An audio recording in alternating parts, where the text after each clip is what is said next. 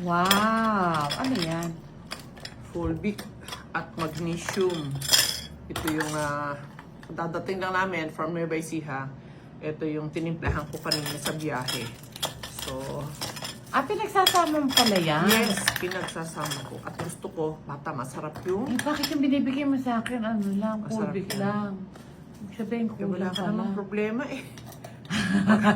Itong mixture na to, maganda kung Wow. meron kang matinding di ba? Okay. UTI, mga ganun. Ala ka naman So, masarap pala yan pag may yellow? Ganon? Yes, ice. Tapos, dagdagan ko pa siya. Yan. Oh. Okay. Tapos, dagdagan ko pa ng magnesium. Kasi nga sa biyahe, siyempre, kontrolado ang ating ihi at hindi tayo ihi ng ihi sa biyahe. So, kadadating lang namin ngayon. So, ayan. Ayan. So, susulit na natin ang ating pag-inom ng Fulvic at magnesium dito sa house. Ayan. Pagsarap nito, bata. Ay, Ganito parang rin ang gusto gawin ko. mo. Oo. Parang gusto sarap. ko. Alam mo yung lasa ng hindi naman ito masarap eh. Okay? Pero hindi rin naman masama ang lasa. Pero, na-enhance na sumarap siya pag may ice. Yes. Iba ang lasa na pagka may yelo. Sarap.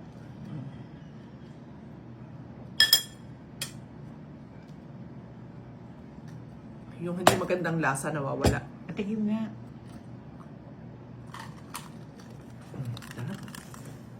Titikman ko.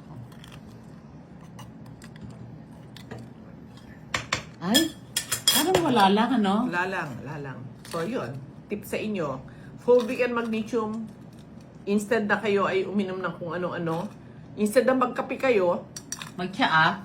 magtsaa, ito na lang. Lagyan nyo ng ice. Walang lasa. Masarap siya. Iba na. Oo.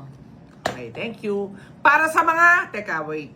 Fulvic and magnesium, para sa may mga hypertension, best ito na magkaroon kayo sa inyong bag at sa bahay. Bago matulog, mag-squeeze kayo sa ilalim ng tila, half squeeze nitong dalawa. And then stay ng 1 minute and then inom kayo ng tubig bago matulog. At pagkagising, ulitin nyo yung procedure na yon para prevention ng atake de corazon. Yan. Yun ay based sa may-ari nito. Okay? And then, sa mga high blood, ay sa mga may diabetes, nakakatulong ito na makapag-normal ng sugar, pero the best pa rin ay mag-low carb. Pero supplement para mas mabilis na makapagpa-normal ng sugar, ang laking tulong din ito. Isa pa, best talaga sa UTI kasi subok ko na sa akin mismo. Grabe. Sa UTI at mga kung ano-anong problema sa stone at kidney. Yan, ito. Grabe. So, ito ay depende kung severe, kung moderate, o light lang ang inyong case. So, yun. Kasi kapag severe na siya, ibang timplada na. Isang kutsarita na each sa isang cup ng tubig, 3 times a day. Isang kutsarita. Okay po. O, paano? Saan Ano ma-avail? yun? Straight iinumin yun? Oo. 3 times a day? Oo, 3 times a day. Sa Okay. isang cup lang naman. Ah. Yun.